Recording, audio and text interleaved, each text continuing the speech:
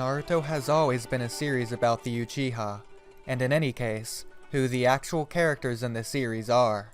But maybe, just for this video, we can get away from the Uchiha for a bit. For example, I would love to see Naruto have more actual characters.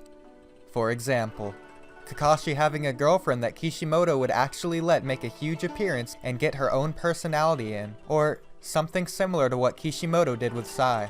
I also think it would be cool to make Asuma's entire family, the Sarutobi clan, a series of their own, with the Sarutobis being just what they are, with maybe one or two Asuma-like characters, and maybe some of the old-timers like Hiruzen. Heck, the original Uchihas, or a version of them, would be cool too. In any case, I would love to see more actual characters because even in Boruto, the new kids aren't very interesting as they are. Kids with powers? I thought it was pretty obvious that there were other kids in the village that had powers in the flashback arcs, such as the Academy. They are not the main focus point of the series, but they always play roles in the story. My favorite character of the last two arcs was a kid with a power, and he was only in one page of the last one. He looks like an idiot, and I can't fathom how he could be the next Hokage. It's obvious you've never played poker when you're bad with your powers, because even in video games, the kids with powers are the best players. This tells us that all of the most powerful characters that played video games have indeed played poker.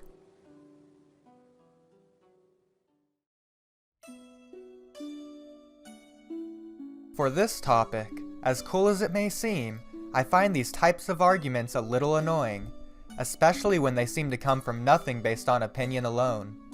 I understand you guys like to talk. I like to talk too, but we can refrain from bringing up specific characters and specific characters' powers and arguing over it? Like, seriously guys, come on.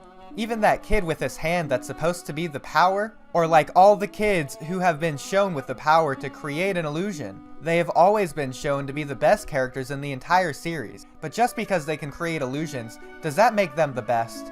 Even I thought of that as a kid, and I was only 11 at the time. Why can't I believe, when in the real world, kids can't always be a normal shinobi without powers? How would the world change without supervillains to take down? This is why Madara was right, as explained in my 100-page college thesis, link in the description below. It's so much easier to have the bad guys win than to have the side that has to do more things right always win. It makes the anime way too predictable for its own sake, and it's way too easy to tell one side from the other. I've said it many times, but why isn't it the powerless kids? The ones with powers, not the power kids? Where are the powerless kids now? Were they sent away, like Obito was to Kanabi Bridge? That was the most tragic OVA. Or were they ostracized and killed for becoming too strong, like the Uzumaki clan was?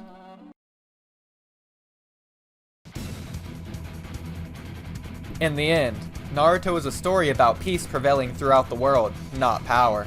This is shown throughout each incarnate cycle, ultimately concluding in the climactic battle of Naruto vs Sasuke in the Final Valley. And so, the sage's descendants will always protect the world, even in the present day. And in the event of another great calamity, so long as there remain any member of the Uzumaki clan, so it will always be. For that is a never-ending fate that has always been directly written, intrinsically within the world of Naruto.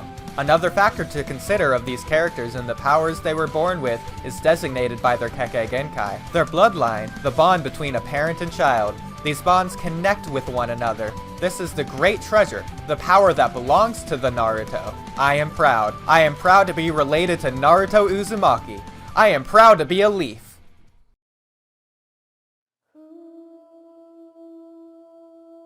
But let's stop beating around the bush. Power is something you are born with in the Naruto series. And within the Naruto series, there is a consequence of power.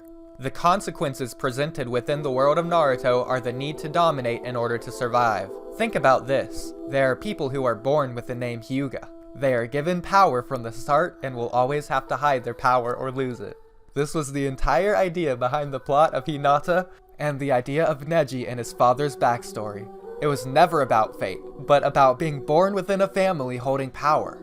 It's inevitable that they will always have a destiny to be a savior or to fight.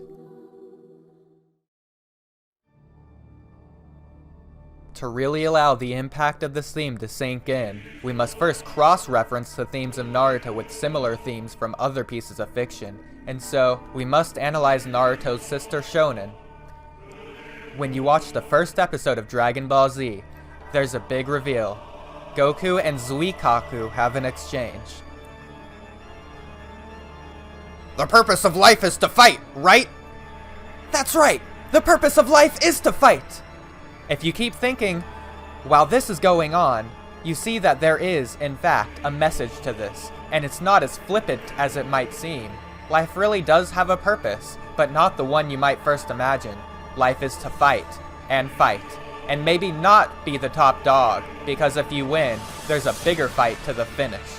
This can be seen all throughout Naruto, but specifically in his fight against Kiba in the Chunin exams. Within this battle, Naruto exclaims that he is going to be the top dog around here, referring to the title and of Hokage. Naruto is doing this in response to Kiba proudly boasting how he will steal this position from underneath Naruto, for Kiba is stronger than him. However, just like Goku, and as seen in several other shonens, such as Attack on Titan with Eren's character, Naruto must fight on, even beyond death, and that he does.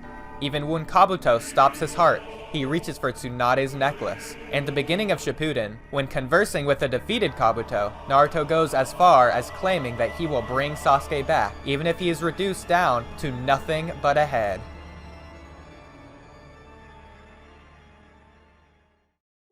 Life is to find yourself again. It's to grow older. It's to change. It's to evolve. Life's purpose is to get older and still be you, just a little better and a lot wiser. We might not all be fighting the battles that Naruto fights, or the battles that all other characters in the universe of Dragon Ball or any other anime series have fought, but we all have battles to be fought of our own.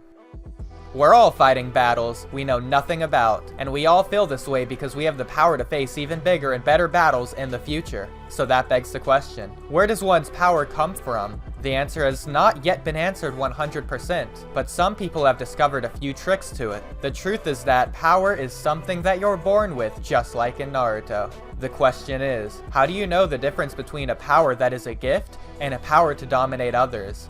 Also, how does this power manifest itself throughout the process of your life? This might sound a little cliche, but there is to come a time when one realizes that not everybody knows what to do with all their power. After all, it's not as if you have to be aggressive or competitive all the time, and yet, some people are.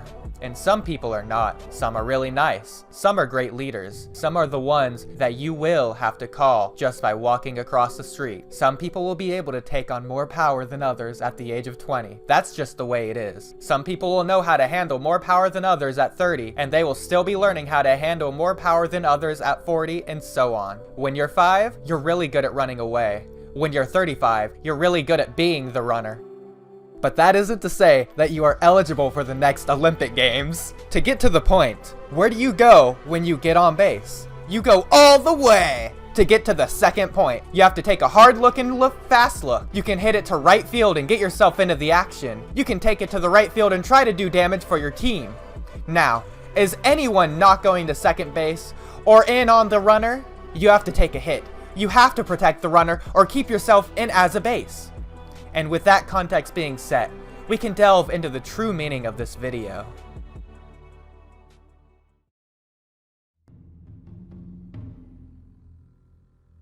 Direct evidence of the consequences of power can be observed in the Naruto Shippuden arc, the fated battle between brothers.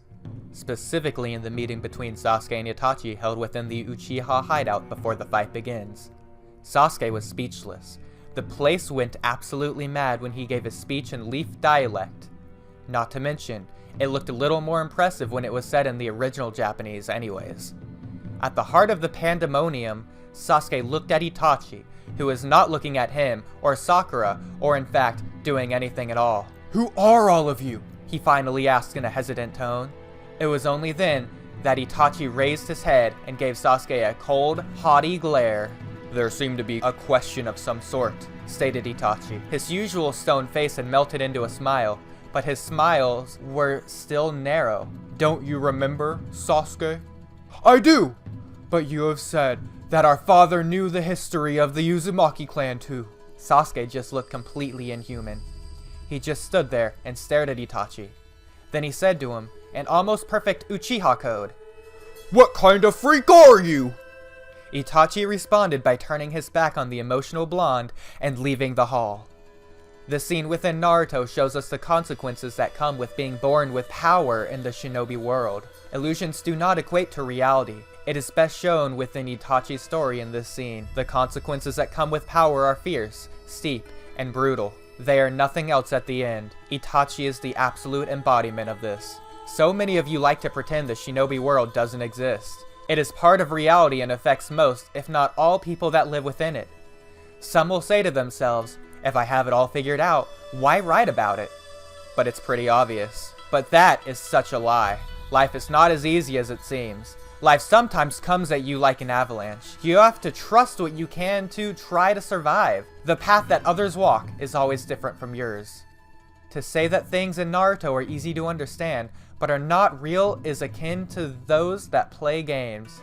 You always have someone that either says, "This is boring," or "This is stupid," or "This is not realistic." My personal favorite is when people say, "What do people in this kind of world ever do?" They do that because they cannot comprehend in their life what others live in theirs. You are all living lives, but the lives I see are not always real. You are the future, the people who can see a different world. You are the hope of the world. One day, the light will shine into the world like never before. One day, the people will wake up and see a world different from the one they see today. But your story is always recorded, Naruto.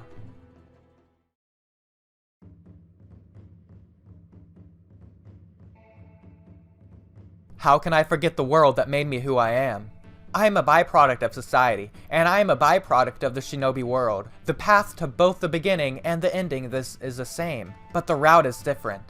I was born in one world with a body in the other world. I have to be both with the body of one and the mind of another. I often do not understand, even after the events of all of it have played out. I will always say that I always say something to the other people who think of the real world of Naruto, or the other characters are not real. And to those people, I like to say you are mistaken. These people do not exist, and cannot have their own reality or live in a world by themselves. In the last part, so far, of Naruto, or in other words, up to the most current chapter of Boruto, I believe that Obito is speaking mostly of Ichigo. Thank you for watching my analysis of the power of consequences within the shinobi world. This Naruto breakdown video took me several months of scripting, and it has taken me a lot of brain power to process. I hope you enjoyed. If you have any questions, leave them in the comments below. Otherwise, thank you for watching, share this video, and have a beautiful, beautiful day. Believe it.